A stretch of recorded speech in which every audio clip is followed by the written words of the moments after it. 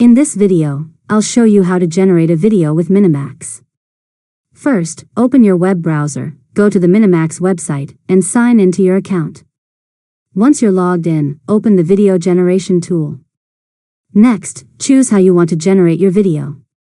You can enter a text prompt describing the scene you want to create or upload an image to generate a video from it.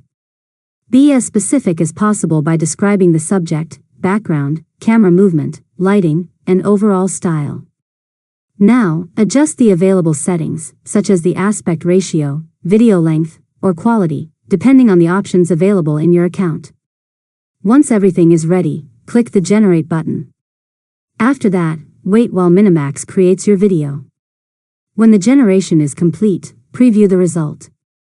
If you'd like to make changes, simply edit your prompt or settings and generate another version.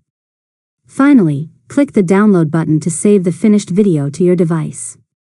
You can then use it for social media, presentations, marketing, or any other creative project. And that's it. You've successfully learned how to generate a video with Minimax. If you found this tutorial helpful, make sure to subscribe to Learn Mode Lab for more tutorials.